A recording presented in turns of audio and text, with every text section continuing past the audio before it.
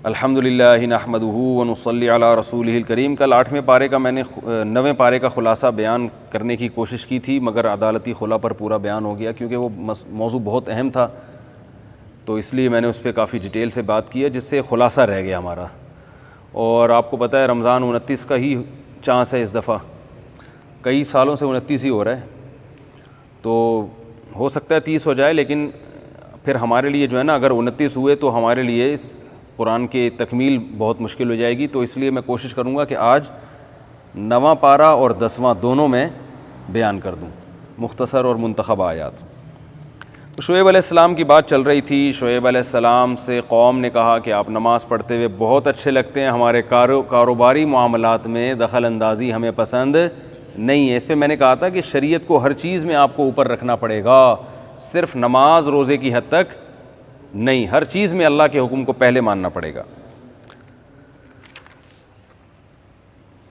मूसा अलैहिस्सलाम का अल्लाह ने इसमें वाक़या बयान किया है कि मूसा अलैहिस्सलाम जब फ़िरौन के दरबार में पहुँचे दावत देने के लिए, फ़िरौन ने कहा कि आपके पास अपने नबी होने की कोई दलील है? मूसा अलैहिस्सलाम ने लाठी ज़मीन पे डाली, वो एक सांप बन गई, और अपना हाथ गरेबान में डाल के जब बाहर निकाला तो वो सूरज की तरह चमक रहा था। फ़िरौन ने कहा, और फ़िरौन के दरबारियों ने कहा, लसाहिरुन अलीम, जादू है, मिसमरिज़म है, शोबदेबाजियाँ होती हैं, हर दौर में होती हैं, तो ये भी वही है। और असल में ये चाहते हैं जादू के ज़ोर से हमें हमारे मुल्क से निकाल दें, सियासी मफाद हैं। क्या हैं?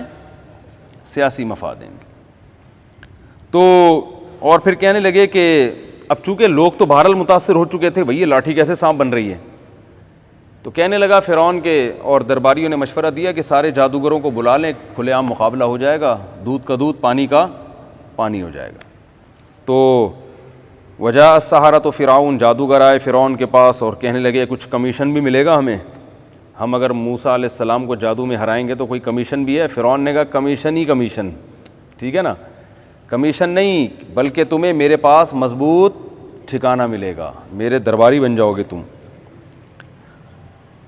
वो फिर मशहूर वाक़या हुआ कि जादूगरों ने जब लाठियाँ फेंकी हैं, सांप बन के दौड़ने लगी, मूसा अलैहिस्सलाम खौफज़दा हुए, अल्लाह ने कहा आप लाठी फेंकें, वो अजदहा बन के उसने सबको निगल लिया।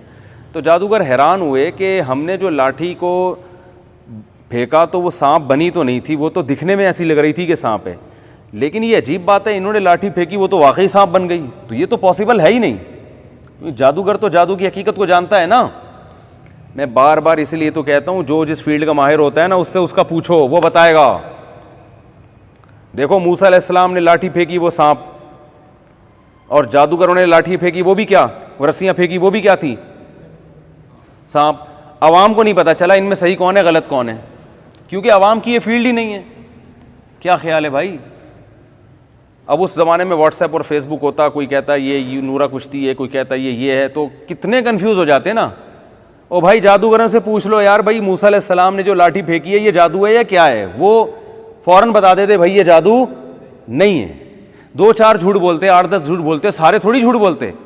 तो कुरान कह रहा है जैसे ही मूसा अलैहिस्सलाम ने लाठी ज़मीन पर डाली है, फ़उल्क़िय अस्सहरा, जादूगर फ़ौरन सजदे में गिर गए। फ़ा आता है फ़ौरन के लिए, एकदम हैरान हो गए, भाई ये तो आज तक हम बड़े बड़े फंटर पैदा हुए हैं हमारे यहाँ, ये काम नहीं कर सके, इन्होंने कैसे कर दिया?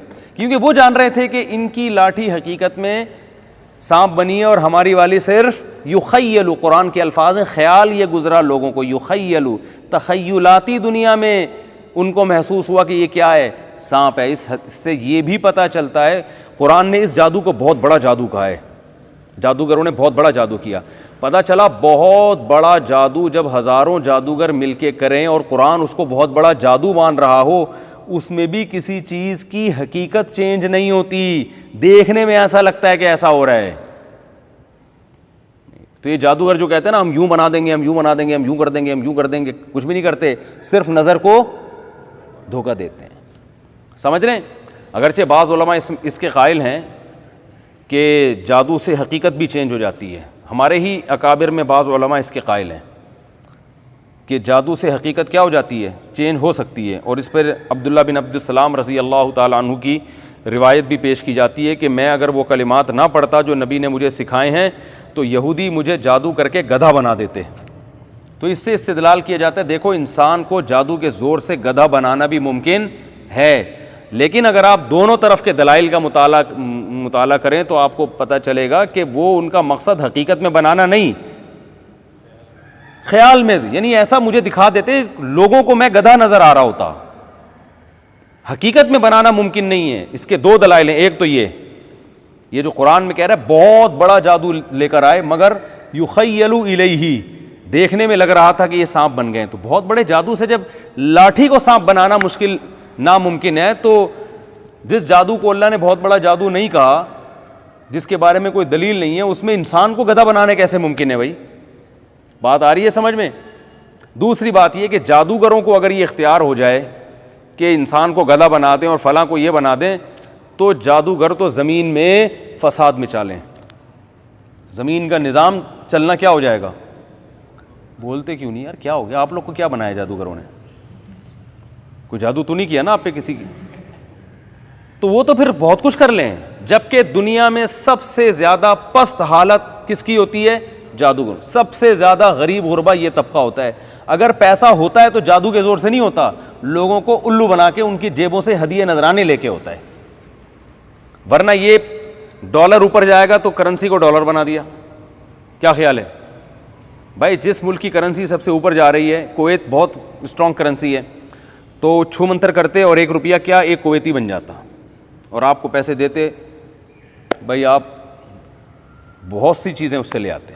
ये तो कमबख्त नज़र का धोखा दे के भी नहीं बना सक रहे, वरना जाएं मनी चेंजर के पास और बोलें ये रियाल के बदले मुझे जो है ना पाकिस्तानी करेंसी दे दो, उसको धोखा आ जाए और वो रियाल के बदले ये दे दे। इतना भी नहीं होता बेचारों से, तो हकीकत माहियत कहाँ से चेंज करेंगे ये? तो अगर ये हकीकत माहियत चेंज होती। दूसरी बात ये कि दुनिया इतनी फैल चुकी है, कहीं से तो इत्तला आती कि फ़लाँ जादूगर ने हकीकत में ये चीज़ कर दी है, आज तक ऐसी कोई रिपोर्ट नहीं है। इसका बाज़ उलमा जवाब देते हैं कि पूरी दुनिया में पता नहीं क्या कुछ हो रहा है। 100 साल पहले जो उलमा ने जवाब दिया कि पूरी दुनिया में तो बहुत कुछ हो रहा है, हर एक को हर एक चीज़ की खबर थोड़ी है, तो 100 साल पहले तो ये कहना मुमकिन था। आज इलेक्ट्रॉनिक मीडिया इतना फास्ट है कि अगर दुनिया के किसी खित्ते में जादू के ज़ोर से कोई हकीकत चेंज हो रही होती तो यूट्यूब पे सबसे पहले आ जाता। यूट्यूब पे तो वो चीज़ें आ रही हैं जो नहीं हो रही, जो हो रही हैं वो कैसे लोगों की नज़रों से ओझल होंगी, इसलिए मुमकिन नहीं है। और तीसरी दलील मैं इस बात के दलाइल दे रहा हूँ कि जादू से हकीकत चेंज नहीं होती। मैं इसलिए इस पर इतना ज़ोर लगा रहा हूँ कि हमारे ही बाज़ अकाबिर, बाज़ उलमा इस तरफ गए हैं, बुज़ुर्ग इस तरफ गए हैं, बड़े अल्लामे थे वो अपने वक्त के, उनका ये कौल है कि जादू से हकीकत चेंज हो सकती है। मैंने दोनों तरफ के दलाइल पढ़े हैं, लेकिन ये जो दूसरी तरफ के दलाइल है ना कि जिसमें ये है कि चेंज नहीं हो सकती, ये बहुत स्ट्रॉन्ग है। और इमाम अबू बकर जस्सास बहुत बड़े फ़क़ीह गुज़रे हैं, उनका भी यही कौल है। तो ये मैं इसलिए कह रहा हूँ कि ये मेरा कोई नया तफर्रुद नहीं है कि मैं कोई नई चीज़ मार्केट में लेकर आ रहा हूँ। तो बहुत कदीम फ़ुक़हा में बहुत से फ़ुक़हा का ये मज़हब है कि जादू से हकीकत चेंज नहीं होती, इससे नज़र का धोखा होता है। तो एक और दलील ये है कि अगर हकीकत चेंज होती तो जादूगर मूसा अलैहिस्सलाम की लाठी को सांप देखकर इतनी जल्दी क्यों मुतासिर हो गए? इतनी जल्दी इसलिए मुतासिर हुए, इसकी और कोई रीज़न नहीं बनती। यही रीज़न बनती है कि वो ये समझते थे कि जादू से हकीकत चेंज, यानी ओरिजिनल में नहीं ऐसा किया जा सकता। तभी तो कुरान के अल्फाज देखें कि इधर लाठी को मूसा अलैहिस्सलाम ने ज़मीन पे डाला, लाठी बनी सांप, और 1 सेकंड भी ताखीर नहीं हुई है, जादूगर फ़ौरन सजदे में गिर गए, कहने लगे आमन्ना बिरब्बि हारून व मूसा, हम मूसा और हारून के रब पर ईमान ले आए, बिरब्बि मूसा व हारून। तो इतनी जल्दी ईमान लाना, कोई डिबेट करते भाई ये क्या है, आप बताएं ये कहाँ से सीखा? फिर काफ़ी गौर व खौस के बाद वो नतीजा निकलता भाई ये जादू नहीं है। तो एकदम जो यकीन कर लेना, ये इसकी अलामत है कि और तो कोई दलील उनके सामने नहीं थी, कि वो यही था कि भाई ये हकीकत में कैसे चेंज हो गया। तो उनके सामने ये बात वाज़ेह हो गई कि ये जादूगर नहीं। अब जब जादूगर नहीं है तो इंसान को ये ताकत अल्लाह ने नहीं दी है, तो ये यकीनन किसका काम है? ये अल्लाह का। तो अल्लाह इनके साथ है। बात आ रही है समझ में? तो इसलिए जादूगरों से ज़्यादा मुतासिर होने की ज़रूरत नहीं, कुछ भी नहीं कर सकते आपका इंशाअल्लाह। सल्लु अलल हबीब। चलें आगे भाई, ज़बरदस्त बात की है ना, तो फिर सल्लु अलल हबीब तो बनता है ना एक। अच्छा खैर, फ़अरसलना अलैहिम तूफ़ाना, फ़िरौन ने यह मंज़र भी देखा फिर भी ईमान नहीं लाया, उन जादूगरों को लटका दिया। अच्छा देखो फ़िरौन क्या कह रहा था जब ये जादू देखा ना, फ़िरौन ने मूसा अलैहिस्सलाम का देखा कि ये तो जीत गए, तो जिसने नहीं मानना होता ना वो कीड़े निकालता रहेगा। वो क्या करेगा? वो कुछ ना कुछ। यही आज हमारी कौम के साथ हो रहा है, बिल्कुल यही कुछ हो रहा है। अपनी आंखों से एक चीज़ देख कर भी नहीं मानते लोग, बिल्कुल यही हो रहा है। जब पहले फ़िरौन ने कहा था कि मूसा जादूगर है, हज़ारों जादूगर मुकाबले में आ गए, देखा कि जादूगरों ने मान लिया कि ये जादूगर नहीं है। फ़िरौन ने कहा ये नूरा कुश्ती है, ठीक है ना। ये पहले से इनका प्लान था। ये सियासी लीडर एक दूसरे के बारे में ऐसी बातें करते कि नहीं करते आजकल? अरे हर तंजीम, हर जमात जो अपोजिशन में हो वो हिज़्ब इख्तिलाफ से इसी स्टाइल में बात करती है कि नहीं करती? अगर एक आदमी बयान दे कि मैं कादियानियों को काफिर समझता हूं, शो मारने के लिए कह रहा है, ठीक है ना, पब्लिक को बेवकूफ बनाने के लिए कह रहे हैं। बयान नहीं दे, देखो बयान क्यों नहीं दे रहा, खुल के बोलता क्यों नहीं है कि कादियानी काफिर हैं। हर जगह यही हो रहा है, समझ रहे हैं? हर आदमी जो है ना अपने हिज़्ब इख्तिलाफ की खूबियों को खूबी मानने के लिए तैयार नहीं है, उसने कीड़े निकाल के छोड़ने हैं हर कीमत। कोरोना वायरस के साथ भी ये हो रहा है भाई। वबा है, अल्लाह के बंदो, कोई फ्रॉड नहीं है, कोई किसी मुल्क की साजिश नहीं है। बीमारी अल्लाह को कुदरत नहीं है कि लोगों को बीमार कर दे। क्या हो गया? क्या यहूदियों को सारी इतना अल्लाह ने उनको स्ट्रांग बना दिया कि वो हमारा खुदा बना दिया इसराइल को, कि वो जो दुनिया में जो चाहे करता फिरे, तो सारा निज़ाम आलम बर्बाद हो जाएगा भाई। हर 100 साल में वबाएं फैलती हैं। हमारे बाप दादा हमें बयान, हमारी दादी बताती थी, इंडिया में जब वबाएं फैलती थी ऐसे हर घर से जनाजे उठते थे। ओ भाई एक वबा फैल गई, नहीं ये वबा नहीं है, ये पहले तो उल्लू बनाया जा रहा है, कुछ है ही नहीं, बस ऐसी ढोंग। असल में चाइना की ताकत बढ़ रही थी ना, चाइना सुपर पावर बन रहा था, उसको नीचे गिराने के लिए। एक आदमी से मेरी बहस हुई, बहुत अहम मजमून है, बिल्कुल ऐसा ही है जैसा ही है। पहले मैं इसको कंप्लीट कर दूं। फिरौन ने कहा नूरा कुश्ती है। दोनों का प्रोग्राम था मूसा अलैहिस्सलाम और जादूगरों का कि मिल के मुझे क्या करना है। दोनों ने इस तरह एक ड्रामा रचाया, माज़ अल्लाह, नकल कुफर नबाशत। इन्होंने एक इस तरह से प्लान किया हुआ था कि हम यूं करेंगे, पहले ये शो करेंगे हम तुम्हारे दुश्मन हैं, फिर हम हार जाएंगे और फिर फिरौन तो निकलेगा ना यहाँ से, पब्लिक उसके खिलाफ हो जाएगी, भाई ये तो सही है, फिर हम मिलके क्या करेंगे, हुकूमत। फिरौन ने कहा प्लान है। फिरौन ने कहा लौक़त्तिअन्ना अयदियकुम वअरजुलकुम मिन खिलाफ, जादूगरों से कहा तुम हज़ारों की तादाद में मैं तुम्हारे हाथ पांव काट के सबको सूली पे लटका के कत्ल कर दूंगा, क्योंकि तुमने ये पहले से प्लान किया है, तुम चाहते थे हुकूमत। जादूगरों ने कहा लटका के काट पीट के हलाक कर दो, हमें टेंशन नहीं है, शहादत मिलेगी। आमन्ना बिरब्बिना लियग़फ़िर लना ख़तायाना, हम रब पर ईमान लाए हैं ताकि हमने जो जादू किया उस गुनाह को अल्लाह माफ़ कर दे।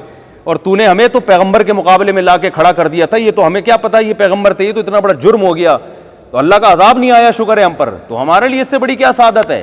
तू इस दुनिया में जो सज़ा दे सकता है दे, फ़क़ज़ी मा अंता काज। अब आप बताओ, जो दुनिया परस इंसान होता है, जिसको दुनिया की लालच में मूसा के मुकाबले में आया होगा नूरा कुश्ती के लिए, वो कत्ल होने के लिए तैयार हो जाएगा? वो तो फिरौन से अलग से साइड पे गएगा, फिरौन से कहेगा जरा छांव में आइए, आपसे एक बात करनी है हमने। बादशाह सलामत, धमकियां आप पब्लिक के सामने दे दें, ठीक है, आपका यही है कि, लेकिन जरा छांव में आए, देखें वहां से तो इतने मिल रहे हैं ठीक है ना, क्या ख्याल है? अगर आप उससे ज्यादा की ऑफर करते हैं तो हम मूसा का क्या कर देते हैं, इनकार कर देते हैं। नूरा कुश्ती में तो यही होगा ना भाई, दुनियावी मफाद के लिए हजरत मूसा के मुकाबले में आए, तो जहां मफाद ज्यादा नजर आए तो फिर उधर को लुढ़कना चाहिए ना। अबे सियासी लोटे लुढ़कते नहीं है क्या भाई? वो कहते हैं यार वो मुझे उधर से इतने मिल रहे हैं, तुम इतने दे दो तो मैं उधर चला जाऊंगा। इसीलिए तो लोटा कहते ही इसलिए है ना कि इधर से उधर। बाज दफा लुढ़कने में कौम का मफाद भी होता है, मैं मानता हूं कि हर एक बुरा नहीं होता सियासत में, बाज दफा मफाद में भी लुढ़का जाता है कि भाई वो अब सही था तो अब वो गलत हो गया तो चलो उधर चले जाओ। लेकिन बस इसलिए भी लुढ़का जाता है कि भाई वो इतने दे रहा है तो आप अगर 5 रुपये बढ़ा दो तो हम इधर आ जाते हैं। तो अब क्या था कि जादूगरों को अगर मफाद की वजह से ये काम किया था, तो जब फिरौन ने कहा मैं लटका रहा हूं सूली पे, तो जादूगर कहते भाई ये तो लेने के देने पड़ गए, फौरन रुजू करते ना। क्या ख्याल है? मफाद में मूसा पर ईमान लाए तो लटकने में क्या मफाद है? जादूगरों ने कहा बहुत अच्छा, लटका दो भाई, हम ईमान लाए हैं आखिरत के लिए, तो अच्छा है, आजमाइश से अल्लाह ने बचा लिया, लटका दो। तो जादूगर लटक गए, कत्ल कर दिया सबको। अल्लाह ने हक वाजे कर दिया कि नूरा कुश्ती नहीं थी। लेकिन मैंने बताया ना कि फिर भी ना फिरौन ईमान लाया और ना उसके मानने वाले, सारे दलाइल अल्लाह ने कायम कर दिए कि ना कोई कुश्ती थी, कुछ भी नहीं था। यही आज हो रहा है, जो हट धर्म होता है ना, जिद्दी, हम पता है क्या करते हैं, एक नजरिया पहले खुद से घड़ते हैं, फिर उसके हिसाब से दलाइल तैयार करते हैं। होना यह चाहिए दलाइल के हिसाब से किसी नजरिए को गढ़े हम। अरे नजरिया बाद में वजूद में आना चाहिए, दलील पहले होनी चाहिए। मिसाल के तौर पर आपके पास एक पेटी रखी हुई है, उसमें सेब पड़े हुए हैं, किसी ने पूछा कितने सेब हैं। अब आप बजाय इसके कि अपनी जहालत का एतराफ़ करो, आप बोलो पता नहीं, गिन के बताऊंगा। गिने बगैर मेरे पास कोई दलील नहीं है कि ये कितने सेब हैं। लेकिन हमारी कौम अपनी कम इल्मी का एतराफ़ नहीं करती, सारी कौम नहीं, कुछ उसमें ऐसे हैं जो करते भी हैं, क्योंकि मौलाना तारिक साहब ने भी कह दिया ना हमारी कौम ये करती है, तो इतनी माफियाँ दिलवाई गई कि सारे थोड़ी होते हैं। तो अब हर जगह फूक फूक के कदम रखना पड़ेगा। इतना ज़्यादा हसास बना दिया ना मीडिया ने यार, कोई बंदा बात ही नहीं कर सकता। सारी का मतलब सारी थोड़ी होते हैं भाई। जब कोई कहता है ये मीडिया में झूठ बोला जा रहा है, मतलब थोड़ी सारी दुनिया के सारे एंकर ही झूठे होते हैं, तो वो तो एक मुबालगा किया जाता है। तो अब हम भी बड़े डर गए, घबरा गए और ये अजीब सा मुसीबत बना दी है। तो जो मेरा बयान सुन रहे हैं उनके अलावा जितने भी लोग हैं झूठे हैं या नहीं हैं? क्या ख्याल? अब जो भी सुनेगा वो उसमें दाखिल ही नहीं होगा, तो कोई केस ही नहीं कर सकता। अल्हम्दुलिल्लाह भाई, जिसने अपने आप को खारिज करना है सुन ले बयान। तो हमारी कौम में जो मेरा बयान सुन रहे हैं उनके अलावा जितने भी हमारी कौम के लोग हैं, हर आदमी बगैर दलील के पहले एक नजरिया गढ़ लेता है। क्योंकि जब उससे कोई बात पूछी जाए तो ये कहना कि मुझे इसका जवाब मालूम नहीं है, ये हम इसमें आर महसूस करते हैं। क्या महसूस करते हैं? शर्मिंदगी। तो अब किसी ने किसी से पूछा कि इस सेब की पेटी में कितने सेब हैं। मुझसे आके कोई पूछे, मैं बोलूं भाई मुझे क्या पता कितने सेब हैं। बोले आप इतने बड़े मुफ्ती हैं, यानी बने हुए हैं, इतने बड़े मुफ्ती हैं नहीं है, वो तो अल्लाह ही जानता है। लोग कहते हैं हज़रत जी मुफ्ती साहब फलाना ढिमकाना और इतने बयानात, आपको इतनी सी नॉलेज भी नहीं है कि इस पेटी में इतने सेब हैं। तो मैं उससे कहूँगा मैंने दरसे निज़ामी पढ़ी है, मैंने पेटी के सामने बैठकर सेब नहीं गिने। यही कहूँगा ना भाई, मुझे नहीं पता कितने सेब हैं, मुझे तो ये नहीं पता इसमें सेब हैं, खरबूजे हैं, टमाटर हैं, क्या हैं। सब्जी वाला तो उठा के बता देगा ये सेब का वजन है या टमाटर का वजन है, हम नहीं बता सकते। तो कितने होना तो बात की चीज़ है। तो ये हमारी कौम में नहीं है। हर आदमी फेंक देगा बैठे बैठे, ये कितने सेब हैं, ये जो है 25। दलील क्या है? देख लो भाई, 25 ना निकले मेरा नाम बदल देना। अब वो गिना तो निकले जी 50। 25 हैं ये। ये क्या है बोलो भाई? 25। बड़े बड़े रियाजी दान को बुला लिया, हर लिहाज से कैलकुलेशन कर लिया। अब सब मिले हुए हैं, सब मिले हुए, सब क्या है आपस में मिले हुए। और फिर ये अगर ये बहुत बड़ा इशू बन जाए कि इस पेटी में कितने सेब में, एक वायरल हो जाए ये वीडियो, तो फिर बहुत सारे लोग आपको ऐसे मखनचू मिल भी जाएंगे जो आपकी हिमायत कर रहे होंगे, क्योंकि उनको पता है सारी कौम अगर एक तरफ जा रही हो तो वैसी ही वीडियो बनाओगे तो कोई नहीं देखेगा। तो कुछ थोड़ा सा मुनफरिद चीज़ लेकर आओ मार्केट में। फिर आप बोलो कि असल में इस आदमी को बदनाम करने के लिए, ये महल्ले में बहुत मशहूर आदमी था, इसने एक बताया था कि 25 सेब हैं। अगर ये लोग मान लेते, सॉरी इसने 25 का बोला था, अगर ये लोग यकीन कर लेते इसकी इज्जत बढ़ जाती। फिर सारी कैलकुलेशन कोड वर्ड यहूदियों के, इसराइल के पेटियों पे निकाल के दिखा, हकीकत बता रहा हूँ, ये 19 सेब थे, 19 का अदद जहन्नम के 19 दारोगा से फिट होता है, और इसराइल की फला प्रोडक्ट में 19 लिखा हुआ है, और 19 आप ये देखें, ये 19 लिखा है, 19 लिखा है कि नहीं लिखा हुआ। सेब की तादाद भी कितनी निकली? 19। और जिस गाड़ी में ये सेब आया है ना, उसकी नंबर प्लेट के आखिर में 19 आता है। खुदा की कसम यही हो रहा है। आप मजाक समझ रहे हो? कोरोना वायरस के साथ तो यही हो रहा है। 25 या 19 या जितने भी सेब थे ना, वो 25 का अदद निकालेंगे, फिर उसको कैलकुलेट करेंगे, फिर इमाम मेहदी से ज़रब देंगे उसको, फिर दज्जाल आएगा दरमियान में, फिर वो हदीसें जिसमें दज्जाल का तस्करा है उसमें 19 सहाबा से मरवी है, तो 19 का अदद यहां फिट हो रहा है। हालांकि 19 सहाबा, एक मिसाल दे रहा हूं मैं, कुछ ना कुछ बना के, चूंकि एक नजरिया गढ़ लिया, इमाम मेहदी को लाके छोड़ना है अगले साल, दज्जाल को निकालना है बहरहाल, तो अब उसके लिए पूरा जो है ना दलाइल के ताने बाने मिला के जोड़ जाड़ के वो सेब को कमबख्त साबित करके छोड़ेगा कि ये कितने हैं, 25 हैं। और हमारे मुल्क में उसको बाहर के मुल्कों में तो फॉलो करने वाले ज़्यादा लोग नहीं मिलेंगे, लेकिन इंडिया, पाकिस्तान और बांग्लादेश में इसके फॉलोवर्स 50 कहने वालों से ज़्यादा हो जाएंगे। जिन्होंने कहा था ना 50 से में बड़े बड़े रियाजीदान, वो तो सारे साजिशी हो जाएंगे, वो सारे बिके हुए हो जाएंगे, वो सारे यहूदी के एजेंट हो जाएंगे, उनकी शर्टों पे नाइक का निशान भी दिखा देंगे, ठीक है ना, और उनकी कैप पे ये वाले निशान भी दिखा देंगे। हालांकि उसके बाप को भी नहीं कभी पता होगा कि मैं जो शर्ट खरीद रहा हूं उस पर ये निशान पड़ा, वो वैसे ही उसने लुंडा बाजार से जाके खरीद ली, उसके ख्वाबों ख्यालों में भी नहीं ये चीज होगी। ये हो रहा है मार्केट में। तो हमारे यहां दलाइल पहले, दावा बाद में, ऐसा नहीं है। दावा पहले, उसके लिए दलाइल को तराश खराश के उसके हिसाब से फिट करना, ये बाद में ये काम होता है। तो जैसे फिरौन ने फैसला कर लिया था कि भाई ये मूसा को नबी नहीं मानना, कुछ भी हो जाए, तो ऐसे ही हमारे यहां बाज लोगों ने फैसला कर लिया है कि इस वबा को वबा नहीं मानना, हर चीज को साजिश करार देना है। पहले ये साजिश थी कि ये वबा है ही नहीं, चाइना सुपर पावर बन रहा है, एक्चुअली हालांकि बन रहा है सुपर पावर, यहां तक तो ठीक है, बन रहा है, उसकी मईशत दुनिया में जा रही है। तो अब ये जो दूसरे कंट्रीज जो है ना, उसको देख के घबरा गए और ये वायरस का शोशा छोड़ दिया, और बाकायदा वहां अंग्रेजों को थूकते हुए दिखाया भी है। दुनिया में कोई डॉक्टर नहीं है जो ऐसा कहे जो मुंह में वायरस लग के ले जाके थूके और वो वायरस फैल जाए। पहले तो खतरनाक कितना काम किया कि आप अपने थूक में वायरस लेके जा रहे हो यार। किसी डॉक्टर से पूछो, वो बोलेगा इससे बड़ा लतीफा हमने कभी दुनिया में सुना नहीं है कि अंग्रेज वायरस अपनी थूक में बिठा के अमेरिका से चाइना के एयरपोर्ट पे उतरे और थूक थूक के वहां फैला रहे हो। तो वो वीडियो मिल जाएगी, थूकने की भी मिलेगी, गुटके की भी मिलेगी, पान की भी मिलेगी वीडियो। अरे थूकना होता तो हमारे यहां से किसी गुटके के मरीज को ले जाते, चाइना में छोड़ देते, बिस्मिल्लाह अल्लाह पढ़ के 2-4 गुटके के मरीज को ले जाके बोलते इतने करोड़ डॉलर तुम्हें मिलेंगे और एक गुटके की पीक थूक के आ जाओ। उससे जो जर्म्स फैलते ना, खुदा की कसम, मेरा मुमकिन है चाइना उस माशी लिहाज से बर्बाद हो जाता। वो गुटका बर्दाश्त, ये कैंसर वाला जो गुटका हम लेके घूम रहे हैं ना, तो थूकते हुए भी दिखा देंगे गोरे वहां पे। फिर क्या हुआ, फिर हमने कहा भाई साजिश नहीं, क्योंकि मेरे डॉक्टरों से राब्ते थे, हमने कहा साजिश नहीं है भाई, ये बीमारी फैली, हमने राब्ते किए हैं, वो बता रहे हैं बीमारी है, वबा है। नहीं जी, ये अमेरिका ने साजिश की है। जब ये बीमारी अमेरिका में आई है, साबित हो जाना चाहिए यार ये अमेरिका ने नहीं किया भाई, वो अपने खिलाफ ऐसा करेगा।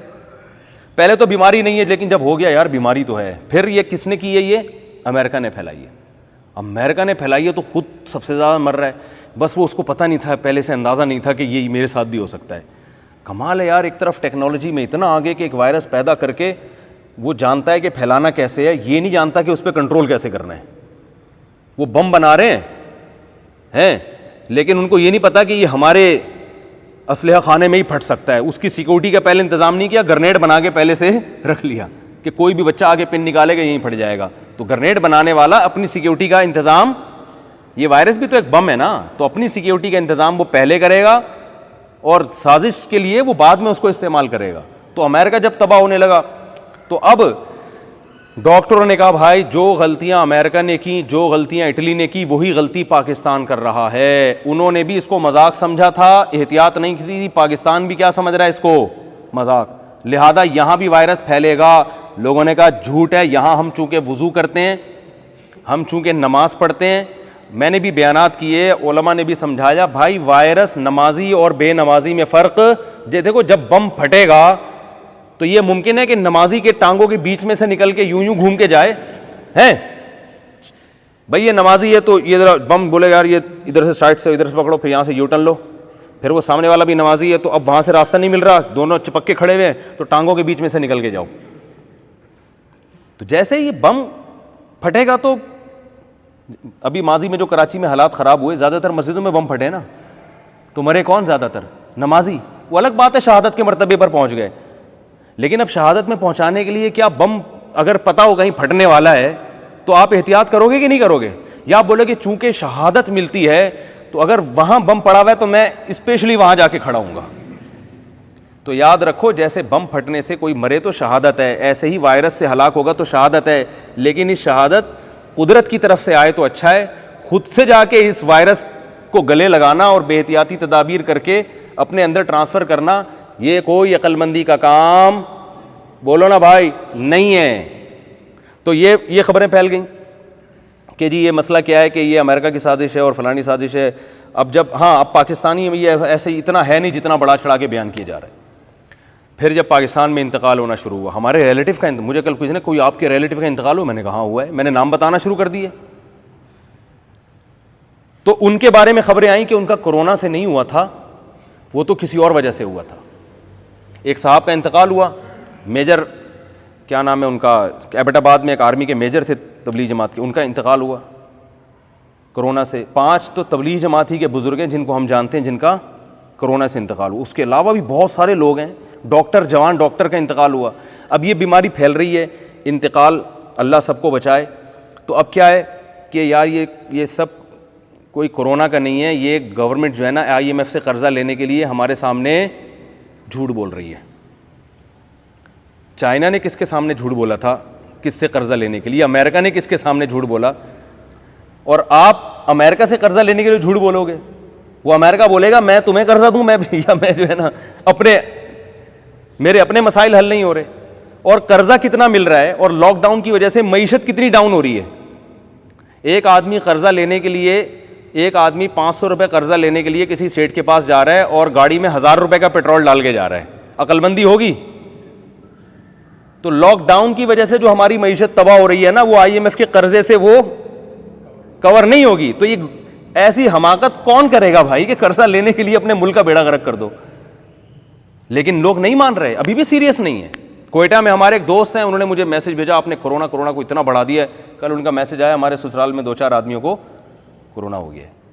तो फिर वो क्या हुआ, एक बुजुर्ग का कोरोना से इंतकाल हुआ, तो एक दाढ़ी वाला आदमी पगड़ी पहनी हुई है, वीडियो बना रहा है, ये सब झूठ है, इनका कोई कोरोना से नहीं हुआ था, ये इनकी रिपोर्ट है, देखें नेगेटिव था, फेक न्यूज़ हैं ये सब। तो मुझे किसी ने भेजा, मुफ्ती साहब देख लें, ये सब फेक चल रहा है, इनकी पीछे साजिश है। मैंने कहा मुझे ये बताओ, ये जो बंदा वीडियो बना रहा है जिन बुज़ुर्ग के बारे में, ये उनका मामू लगता है, बेटा लगता है, चाचा है, फुप्पा है, क्या है ये? हैं? कोई भी उठ के किसी के बारे में रिपोर्ट पेश कर दे और आप उस रिपोर्ट पे यकीन कर लो, ये कोई कॉमन सेंस की बात है? मैंने कहा दूसरा, ये जो रिपोर्ट दिखा रहे हैं इंग्लिश में, ये किसी डॉक्टर को दिखाओ, पहले तो डॉक्टर बताएगा कि ये उसकी रिपोर्ट है भी कि नहीं है। दूसरा, पहले तो ये बताएगा रिपोर्ट भी है कि नहीं है। हो सकता है आलू प्याज टमाटर के लिए इसकी वाइफ ने इसको भेजा हो, इंग्लिश में लिखती है ना आजकल खवातीन आलू प्याज टमाटर, गौर से देखो आलू प्याज टमाटर ना लिखा हुआ उसके अंदर, और एक यूं करके काटा हुआ हो ना, टमाटर काट दिए कि वो मैं भूल गई थी वो हैं, तो नेगेटिव आई ये रिपोर्ट। रिपोर्ट इतना भी नहीं देखते, कोई भी उठा के वीडियो बना रहा है, कुछ भी कर रहा है। तो लेकिन जब नहीं मानना तो नहीं मानना, लोग नहीं मान रहे। और अल्लाह बचाए, ये जो आज फजर के बाद एक शख्स ने मुझसे कहा कि मुफ्ती साहब इतने सारे लोग तो एक्सीडेंट में मर जाते हैं, 400 लोग तो पाकिस्तान में एक्सीडेंट में मरते हैं, तो कोरोना से अगर 4000 भी मर गए तो क्या हुआ? 4000 तो वैसे भी मर जाते हैं। मैंने कहा पिछले महीने अगर 400 आदमी एक्सीडेंट से मरा था पूरे पाकिस्तान में, इस महीने भी 400 या 401 मरा है, तो ये नॉर्मल है। लेकिन अगर पिछले महीने 400 आदमी एक्सीडेंट से मरे थे और इस महीने 800 और उसके बाद अगले महीने 1600, ये खुदा की कसम इंतहाई खतरनाक है। इसका मतलब है कि इस मुल्क में आधी कौम एक्सीडेंट से मरने वाली 1 साल के बाद। नहीं यार, बात समझ में देखो, ग्रोथ रेशो देखा जाता है किसी चीज का,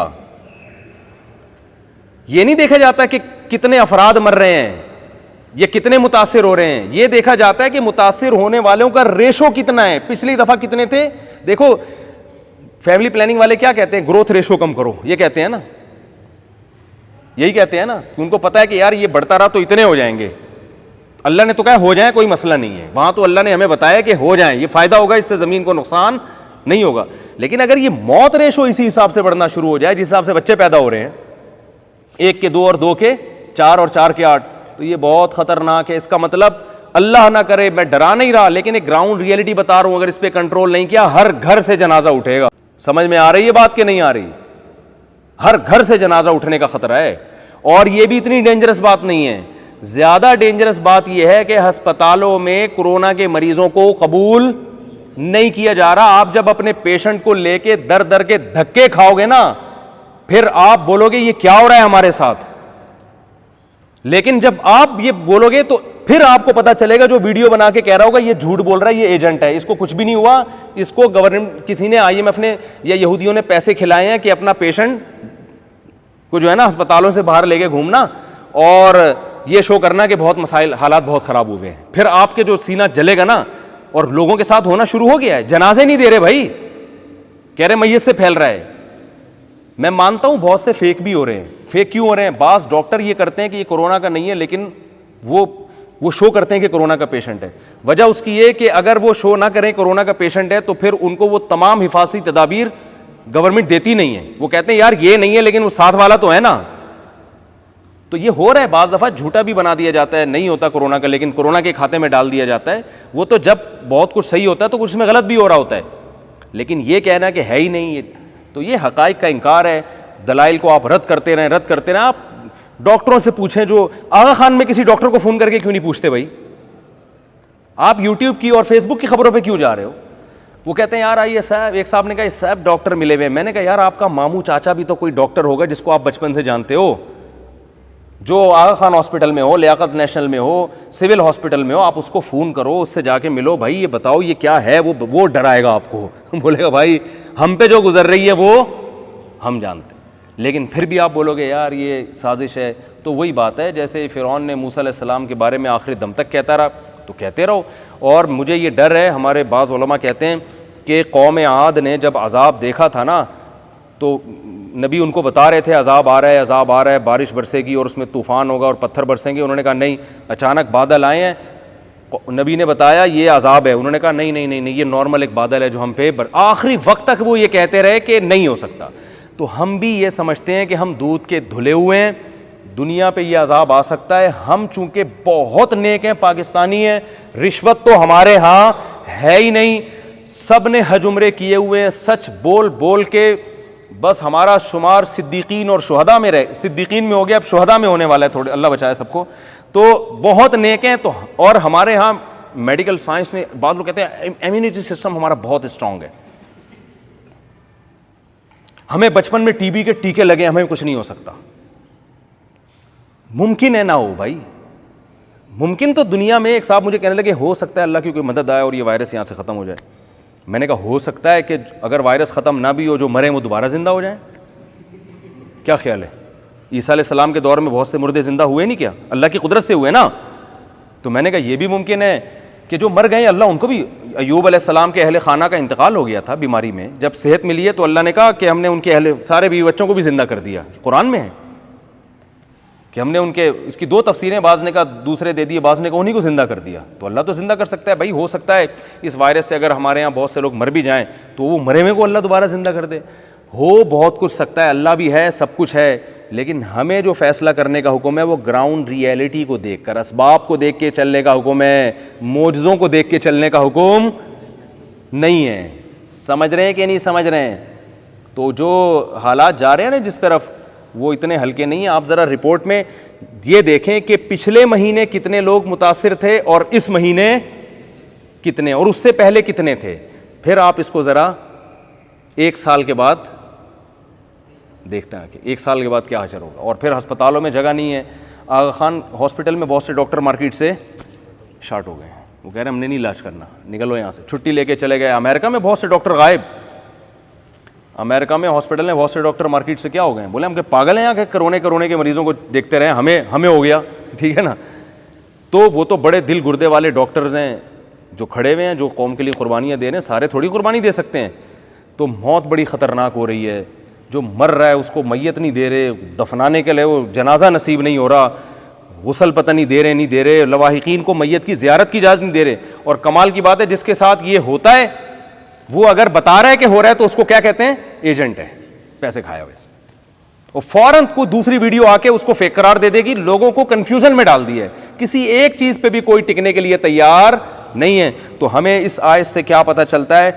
जादूगरों ने कहा मूसा जादूगर हैं, जादूगरों ने लाठी को सांप बनाया, वो समझते थे जादू है, मूसा अलैहिस्सलाम ने लाठी फेंकी सांप बना, कौम यही समझ रही है दोनों जादूगर हैं, मगर जादूगरों ने कहा कि हम जादूगर हैं, ये जादूगर नहीं है। क्या पता चला, जिस चीज़ में भी कन्फ्यूजन पैदा हो सकती है ना, तो उस फील्ड के माहिरीन से पूछो, वो बताएंगे कि ये जादू है या हकीकत। तो मेडिकल साइंस की फील्ड है, ये वायरस है या नहीं है, वबा है या नहीं है, ये फेक न्यूज़ है या हकीकत है, ये मेडिकल साइंस की फील्ड है। इसमें सियासतदान नहीं बताएंगे, इसमें कौन बताएगा?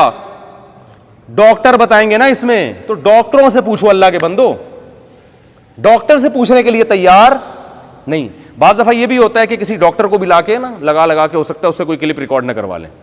तो एक आध आदमी नहीं है, सारी दुनिया जो कह रही है, सारे थोड़ी बेवकूफ़ हो सकते हैं। तो डॉक्टरों से पूछो। अच्छा, यही मैं आपको बता दूं, मैंने जब ये वबा के बारे में बयानात शुरू किए, लॉकडाउन होना चाहिए, मस्जिदों में क्राउड नहीं होना चाहिए, एहतियात होनी चाहिए, बहुत सारे लोगों ने कमेंट्स किए, मुझे ज़ाती नंबर पे मैसेज भी भेजे कि हुकूमत के पिट्ठू बने हुए हो आप आजकल। आप क्या बने हुए हो? आप लोग मुझे कहा, आप और मौलाना तारिक साहब दोनों सरकारी मौलवी हैं, हुकूमत के पिट्ठू बने हुए हो। यहाँ भी देखो, इमरान खान लॉकडाउन की हिमायत कर रहा है, बोलो ना भाई, कर रहा है? बार बार मैंने खुद सुना है, वो हिमायत नहीं कर रहा, हम हिमायत कर रहे हैं। ये भी नहीं देख रहे कि हुकूमत का दावा अलग है और मौलाना तारिक साहब का दावा अलग है, दोनों के दावों में एक दूसरे के अपोजिट जा रहे हैं, फिर भी कह रहे हैं कि किसकी हिमायत कर रहे हैं? ये हुकूमत के मशवरे पे किया जा रहा है। अजीब बात है, वो मशवरा कुछ और दे रहे हैं, हम कुछ और कर रहे हैं, और फिर वो हमें खाते में किसके डाला जा रहा है? हुकूमत के। हुकूमत को खुश करने के लिए किया जा रहा है। हुकूमत इस पे खुश होगी कि मैं लॉकडाउन ना होने की हिमायत करूं, इमरान खान बोलेगा कोई तो है मेरा हामी ठीक है ना?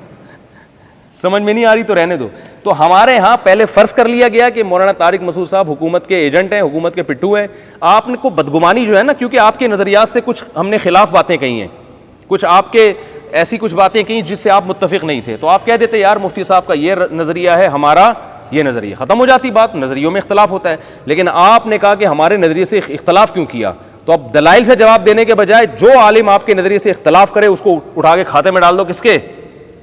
हुकूमत के खाते। ये हुकूमत के पिट्ठू हैं, ये भी नहीं देख रहे कि हुकूमत कुछ और कह रही है, हम कुछ और।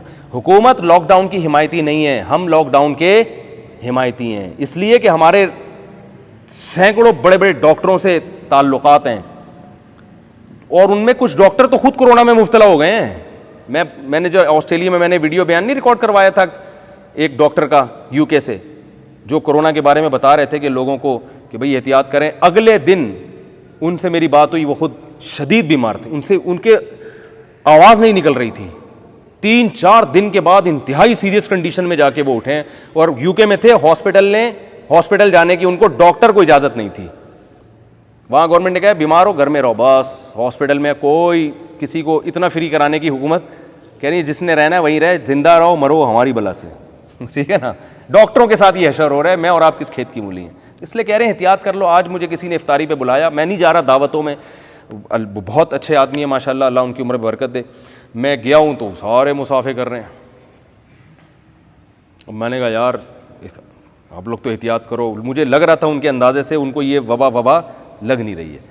फिर उनको समझाया मोहब्बत से, जैसे अब्बा बच्चों को नहीं समझा रहे होते, माएँ बच्चों को समझा रही होती, भाई ऐसा नहीं है, कुछ एहतियात कर लो, इतने अफराद घर में इकट्ठे रह रहे हो, एक को हो गया तो सबको लगेगा ये तो ऐसे ही। और बूढ़ों का तो कम से कम ख्याल करो, घर में बूढ़े लोग भी हैं, आपको चलो इम्यूनिटी सिस्टम आपका मजबूत होगा। और जो देखो जिनको शुरू में कोरोना हो गया ना, खुशकिस्मत थे, वेंटिलेटर से घूम घाम के बाहर आ गए, अब वेंटिलेटर मार्केट में शार्ट हैं कुछ है हमारे जानने वाले ऐसे भी हैं जिनको हुआ, वेंटिलेटर मिल गया उनको, कई दिन पड़े रहे वेंटिलेटर में, बिल आखिर निकल के आ गए, सही हो गया अल्हम्दुलिल्लाह फिटफाट।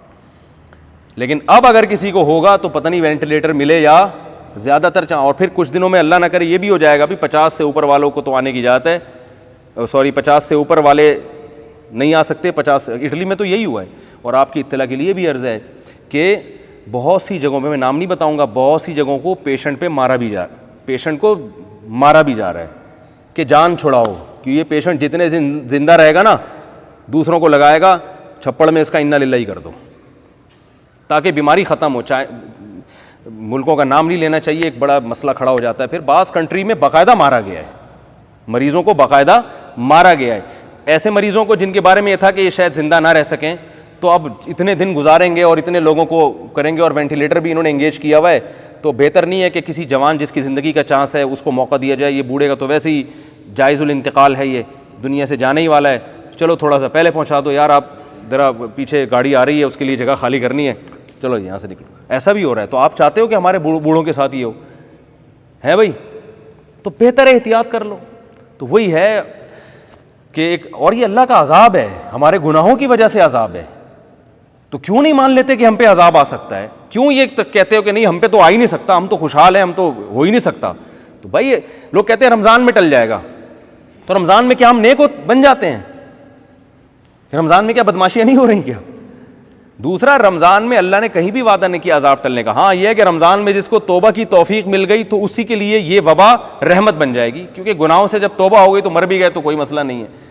तो वही है कि जो यहाँ हमें मिल रहा है ना, कुरान से यही पता चलता है कि जिसने नहीं मानना होता, जैसे अल्लाह ने शुरू पारे में क्या फरमाया कि ये ए नबी आपसे मोजज़े मांग रहे हैं ना, आपने चांद के 2 टुकड़े भी करके दिखा दिए इनको, और जो है आपके उंगलियों से चश्मा भी जारी हो गया, अब ये कह रहे हैं मुर्दों को ज़िंदा करो, फरिश्ते आके हमसे हम कलाम हों। तो अल्लाह ने बताया कि वही जो चांद के 2 टुकड़े देखकर इन्होंने कहा था, वही मुर्दों को ज़िंदा होके भी वही कहना है इन्होंने। तो मानने वाले मानेंगे, नहीं मानने वाले नहीं मानेंगे। तो इस तरह हर चीज़ में ना कन्फ्यूजन ना डाला करें, हर चीज़ को साजिश नहीं करार दिया करें, हर चीज़ को ये नहीं कहा करें। जो जिस फील्ड के माहिर हों उनसे रब्ता करें, 1 से नहीं 2 से नहीं 8-10 डॉक्टरों से, अच्छे डॉक्टरों से जो सीनियर हैं और अपनी फील्ड के माहिर हैं, उनसे पूछ लिया, भाई ठीक है अब तसल्ली हो गई, तो इतना काफ़ी है। नहीं आ रही समझ में तो जैसे चल रहे हैं वैसे ही ठीक है। तो एहतियात करें, अल्लाह करे हमारे मुल्क से ये खुद ब खुद ही टल जाए, अल्लाह मौजज़ाती तौर पर। एक आदमी ने मुझे कहा कि अगर ये वबा नहीं फैली मुफ्ती साहब आपकी तो सारी तकरीरें गलत हो जाएंगी। मैंने कहा यार नहीं फैली तो और क्या चाहिए हमें, हैं? कहना फिर तो लोग आप पे उंगलियां उठाएंगे, ये इतना डरा रहे थे। मैंने कहा बेवकूफ़ लोग उंगलियां उठाएंगे, अक्लमंद कहेंगे कि भाई इन्होंने अपना फ़र्ज़ ग्राउंड रियलिटी को देखकर अदा किया, और ये अल्लाह की रहमत है कि अल्लाह ने बीमारी को ख़त्म कर लिया, अच्छी बात है।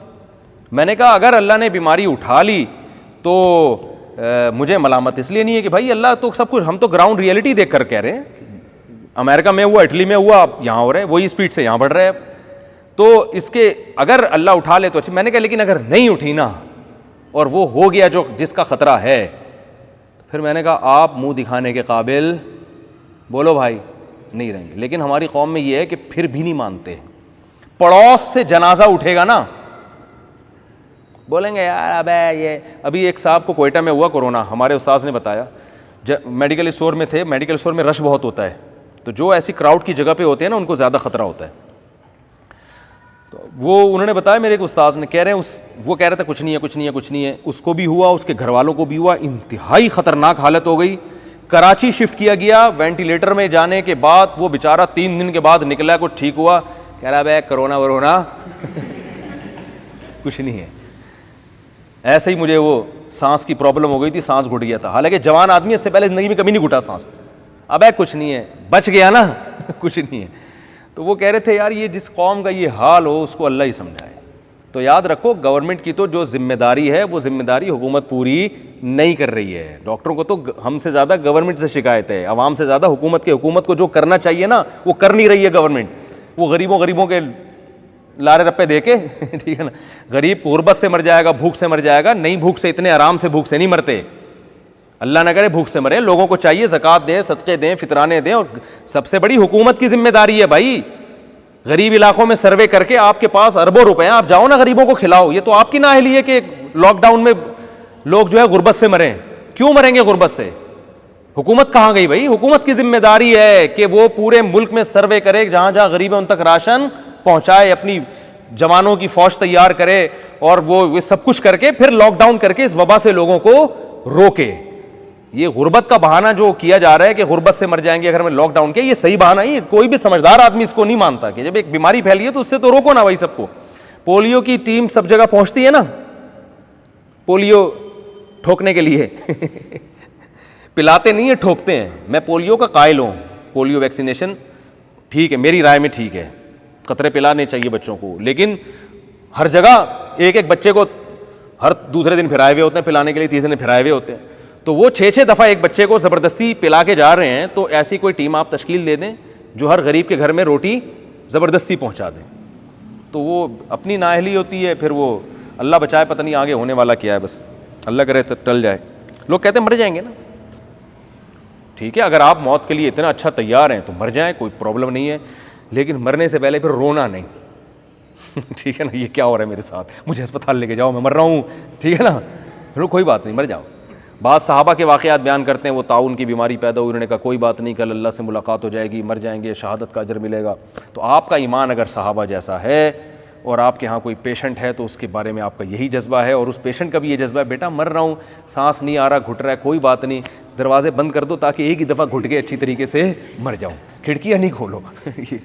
सिसक के मरने से बेहतर एक ही दफ़ा मर जाऊँ। अगर इतना हौसला किसी में है तो ठीक है, लेकिन उसको भी हम कहते हैं इसलिए ठीक नहीं है कि आप में है, हो सकता है आपके पड़ोसी में ना हो, तो आपके ज़रिए ये वायरस वहाँ तक ट्रांसफ़र हो सकता है। तो वही हाल है, फ़िरौन ने कहा नूरा कुश्ती, वो भी हो गया तो भी है। वो हमारे यहाँ बस सियासी लोग भी एक दूसरे के ख़िलाफ़ हर एक उछालता है, मैं किसी ख़ास सियासी जमात के नहीं बारे में कह रहा, हिज़्ब इख्तलाफ हुकूमत पे और हुकूमत हिज़्ब इख्तलाफ पे, एक दूसरे के ऐब में, वो जो ऐब नहीं भी होता उन्होंने नहीं मानना, बस सेब में पेटी में 25 हैं तो 25 हैं, क्योंकि हमने पहले बोल दिया, अब हम झूठे तो हो सकते नहीं, तो बोलो ही नहीं भाई, जब तक दलील नहीं है बोलो नहीं। अभी एक कादियानियत का मसला आया ना, तो मैंने यही कहा, मैंने कहा यार मुझे पता ही नहीं है कि हुआ क्या है। फेसबुक पे, यूट्यूब पे खबरें आ रही हैं, मीडिया पे, कोई अंदर घुसने वाला, कोई अंदर आदमी हो जो तहकीक करके बताए कि हुआ क्या है, फिर हम कोई बयान दागेंगे, तो ऐसे कैसे बोला जा सकता है। मुझे हुकूमत ने डैम के लिए पैसे जमा किए थे ना, मैं हुकूमत का पिट्ठू होता, मैं भी हिमायत करता भाई, पैसे सबसे ज़्यादा हिमायती जो है ना वो तो पैसों के मामले में सपोर्ट करते हैं, क्या ख्याल है? हिमायत का तो पता यहाँ चलता है कि हुकूमत चंदा जमा कर रही है, आप हुकूमत के पिट्ठू बन के चंदा जमा करना शुरू कर दें। तो लोगों ने मुझे कहा कि आप भी डैम के लिए चंदे का ऐलान, मैंने कहा भाई मुझे क्या पता कि वज़ीर आज़म साहब जो डैम के लिए चंदा ले रहे हैं, किन अफराद के हाथ में वो चंदा जाएगा, डैम में लगेगा नहीं लगेगा, हमें क्या पता। तो ना हम किसी पे चोर का इल्ज़ाम लगा सकते हैं और ना हम किसी को दयानतदारी की सनद दे सकते हैं। तो मैं कैसे दूं भाई, मुझे क्या पता, तो मैंने नहीं ऐलान किया चंदे का। फिर लोगों ने कहा मुखालफत में ऐलान करें, ये हुकूमत चंदा खा जाएगी, मैंने कहा मुझे क्या पता खा जाएगी कि नहीं खा जाएगी, क्या हमेशा खाए, मैंने कहा हमेशा खाए, हो सकता है इस दफ़ा ना खाए। तो हर आदमी हर चीज़ में क्या कर रहा है, ये कहने के लिए तैयार ही नहीं है कि मुझे नहीं पता। तो ये कहना सीखें। इमाम मालिक से 36 मसाइल पूछे किसी ने एक मजलिस में, 36 मसाइल में उन्होंने कहा ला अदरी, मुझे इसका जवाब मालूम नहीं, हालांकि वो दीन के मसाइल थे जिसकी फील्ड में वो माहिर थे। उसके बाद उन्होंने कहा नहीं मालूम है। तो इसलिए उलमा कहें ला अदरी कहना निस्फ इल्म है, यानी ये कहना कि मुझे नहीं आता ये आधा इल्म है। आधा जो बड़ा आलिम होता है ना वो आधे मसाइल में ये कहता है कि मुझे नहीं पता, और जो जिसको कुछ भी नहीं आता वो हर बात में कहता है कि मुझे सब पता है। नहीं आ रही तो रहने दें, बस जल्दी से मुकम्मल कर लें, 2 पारे नहीं हो सकते भाई आज। हाँ, अल्लाह ताला ने फिर जब फ़िरौन ने देखा कि ये तो मान के दे ही नहीं रहे हैं, मूसा अलैहिस्सलाम ने देखा नहीं मान रहा, तो फिर अल्लाह ताला ने जब दलाइल से तो साबित कर दिया कि भाई फ़िरौन जो है वो बातिल है, मूसा अलैहिस्सलाम बरक नबी हैं, तो फिर अल्लाह ने सज़ाएँ देना शुरू की। अरसलना अलैहिम तूफ़ान, तूफ़ान आया फ़िरौन पर, वल जराद, टिड्डियों का अज़ाब आया, फसलें जो है ना टिड्डियाँ चाट कर जाती थी, वल कुम्मला, जूओं का अज़ाब, वज़्ज़फ़ाद, मेंढकों का अज़ाब आया, खाते थे मेंढक निकल जाते थे। मेंढक इतनी गंदी चीज़ है। अब मैं सोचता हूँ अगर चाइना वाले होते उन पर मेंढकों का अज़ाब आता तो मेंढक से तो काफिरों को भी घिन आती थी, ये खाने में मेंढक आ गया, फ़िरौनी छोड़ देते यार कैसे खाएं, अज़ाब है। चाइनीज़ होते तो वो कहते खाना तो अब आया है, वो क्या कहते, कहते यार ये सालन हटाओ, खाना तो अब आया है, हम तो कब से तलाश मेंढक कहाँ है। तो इतनी गंदी चीज़ को जिसको अज़ाब अल्लाह ने करार दिया, पब्लिक उसको क्या कर रही है, खा रही है, सूप बना बना के पी रही है। वज़्ज़फ़ादिआ वद्दमा, और खून, खाने में खून भी निकल आता था, तो खून भी गंदी नापाक चीज़ है जिससे काफिरों को भी घिन आती है। अगर किसी को घिन नहीं आ रही तो इसका मतलब वो गंदा है, ठीक है ना, खून पाक नहीं है, बल्कि वो आदमी क्या हो गया है, गूं खाने का आदी हो गया है। फरमाया फस्तकबरू, लेकिन हर दफ़ा तकब्बुर करते रहे और मूसा अलैहिस्सलाम से कहते रहे कि आप अल्लाह से दुआ करो इस दफ़ा ये अज़ाब हमसे टल जाए तो हम ईमान ले आएंगे। मूसा अलैहिस्सलाम दुआ करते, अज़ाब टलता, वो कहते ये तो दुनिया में होता है, वबाएँ आती हैं और चली जाती हैं, मुश्किलात आती हैं चली जाती हैं, हर दफ़ा यही करते। फिर अल्लाह फरमाते फ़न्तक़मना मिनहुम, हमने अब इंतकाम लिया उनसे, तो हमें डर है हमारे साथ भी ये ना हो रहा, अल्लाह हम सबको बचाए, हमने इंतकाम लिया। फ़अग़रक़नाहुम फ़िल यम्मी, तो देखो इस वबा में सिर्फ एहतियात नहीं करनी, असल तो काम है तोबा। अगर वबा में तोबा करने की तौफीक मिल जाए, एहतियात के साथ तोबा की भी तौफीक मिल जाए, क्योंकि वबा से बच भी गए तो बाद में मर जाएंगे ना, तो असल चीज़ है तोबा कर ली तो फिर मर भी गए तो मसला नहीं है। फिर वही बात आप कहते हैं फिर मर गए तो फिर बचा क्यों रहे हैं हमें? इसलिए बचा रहे हैं कि आपको वायरस साथ वाले को भी लगेगा। वो मैंने एक बड़ी ज़बरदस्त मिसाल दी थी ना, एक मेरे पास किसी ने तस्वीर देखी, एक फ़ौजी जो है ना गधे को उठा के कंधे पे लाद के जा रहा है। तो किसी ने बताया ये गधा इसका बाप नहीं है जिसको इसने कंधे पे उठा के लेके जा रहा है। असल बात है ये यहाँ मायने हैं, माइंस बिछी हुई हैं। तो किसी भी गधे का पाँव आ गया, इंसान तो फ़ौजी तो सोच सोच के कदम रखेगा चेक करके, गधा थोड़ी चेक करता है। तो किसी भी गधे का पाँव आया तो गधे के साथ 8-10 फ़ौजी भी चले जाएंगे। तो उसने कहा ये जो वबा फैली हुई है ना, आस पास के गधों पे नज़र रखें। बहुत से लोग एहतियात कर रहे हैं, लेकिन आपके साथ उठने बैठने वाले बहुत से बेहतियात हैं, वो वायरस को लेके गर्दिश कर रहे हैं। वो आपसे झपियाँ पा के मिलेंगे, मोहब्बत से मिलेंगे, और वो खुद तो मरेंगे, वो आपको भी मरवाएंगे। तो आस पास के गधों पे भी क्या रखें? बोलो ना भाई ना। तो वक्ती तौर पर अगर गधे को बाप भी बनाना पड़े तो उसको दलाइल से बात समझ में नहीं आ रही, उसको हदिये दें, नज़राने दें कि यार वहीं से ब्लूटूथ के ज़रिए सलाम कर लो, बड़ी मेहरबानी हो। बाद में मैं आपके पाँव चूमने के लिए, जैसे ये वायरस ख़त्म हो जाए ना, मैं आपके पाँव चूमूंगा, अगरचे आप इस काबिल नहीं हो। लेकिन वक्ती तौर पर पंजाबी की एक मशहूर मिसाल है कि मजबूरी में गधे को भी बाप बनाना पड़ता है। तो आज समझ में आ रहा है कि बनाना पड़ता है, तो बना लें ठीक है। तो अल्लाह ताला ने फरमाया कि हमने ये सब कुछ उन पर भेजा, और फिर क्या हुआ? अल्लाहु अकबर। फिर अल्लाह फरमाते इंतकाम लिया और हमने उनको पानी में गर्क कर दिया, और हमने ज़मीन का वारिस उस कमज़ोर कौम को बना दिया जो मशरिक़ और मग़रिब में कमज़ोर समझे जाते थे, हमने उनको मालिक बना दिया। और तम्मत कलिमतु रब्बिकल हुस्ना अला बनी इसराइल, अल्लाह ने बनी इसराइल से जो वादा किया था कि तक़वा इख्तियार करोगे तो दुनिया पे गालिब करूँगा, तो उन्होंने पैगम्बर का साथ दिया, अल्लाह ने उनको दुनिया पे गालिब कर दिया। काफ़ी हो गया, बस ये तो मूसा अलैहिस्सलाम का वाक़या सूरह ताहा में और तफसील से आएगा इंशाअल्लाह, वहाँ बयान करूँगा। बस इस सूरत में एक और दिलचस्प वाक़या है, अल्लाह ने यहूदियों को मना किया था हफ्ते के दिन मछली का शिकार मत करना। ये कम वक्त क्या करते थे, वो जो है ना जाल लगा के पहले बैठ जाते, मछलियाँ आगे फंस जाती और इतवार को निकाल लेते थे। हफ्ते को जाल लगाते क्योंकि हफ्ते को मछलियाँ ज़्यादा आती थीं, तो अल्लाह ताला बाज़ दफ़ा आज़माते भी हैं, तो वो इतवार को निकाल लेते थे। मना किया बाज़ लोगों ने, भाई ये गलत कर रहे हो, शिकार तो हो गया ना, जब जाल में पकड़ लिया तो शिकार तो हो गया, तो लेकिन ये कि नहीं माने, तो अल्लाह ने बंदर और खिंजीर बना दिया उनको। तो इससे पता चलता है कि अल्लाह की हुदूद के करीब नहीं आना चाहिए। बाज़ लोग इससे क्या करते हैं, दलाइल देते हैं कि जो फ़ुक़हा कराम ने हीले बयान किए ना, हीले वीले, ये सब ख़ास तौर पे हनफियों पे तो बहुत रद्द किया जाता है। अब ये उन्होंने अपनी किताब में हीला रखा है सूद से बचने का, हीले वीले कुछ नहीं होते। टीवी में एक अहले हदीस आलिम बयान कर रहे थे, वो अच्छे आलिम है, काबिल एहतराम है, लेकिन वही बात है ना कि आजकल दलील कोई भी उठ के कुछ भी, कोई सामने बैठा ही नहीं होता कोई दलाइल से जवाब देने वाला। पब्लिक एक तरफा दलाइल सुन रही होती है, और दूसरा आदमी कोई वो होता ही नहीं है, उस बेचारे को खुद कुछ पता ही नहीं होता, वो बैठ के ऊट पटांग फेंक रहा होता है। नीचे कमेंट्स में लोग कहते हैं देखो भाई क्या टाइट दलील है। तो वही एक अहले हदीस आलिम इस तरह बात कर रहे थे कि ये जो हीले हैं ना, ये जो मुख्तलिफ़ किस्म के हीलों, मैं ज़्यादा नहीं गहराई में जाऊँगा कहीं आप उनके नाम तक ना पहुँच जाएँ, खाम एक बदमज़गी होती है ना, इख्तलाफ का माहौल पैदा होता है। तो मुझे ख्याल हुआ मैं इनके सामने बैठा होता, मैं इनसे कहता कि कुरान में ही हीलों का तज़किरा भी है। अय्यूब अलैहिस्सलाम ने कसम उठाई थी कि मैं जब ठीक हो जाऊँगा अपनी बीवी को 100 कोड़े मारूँगा, तो अल्लाह ने हीला बताया, इतनी नेक बीवी है, अब कसम ना पूरी करें तो भी ये अजीब बात है, और मारें तो अल्लाह नहीं चाहते थे कि इतनी खिदमत गुजार बीवी के 100 डंडे लगें। तो अल्लाह ने फरमाया कि हीला कर लो, एक झाड़ू में 100 तिनके लेके वो एक झाड़ू एक दफ़ा मार दो, ठीक है ना।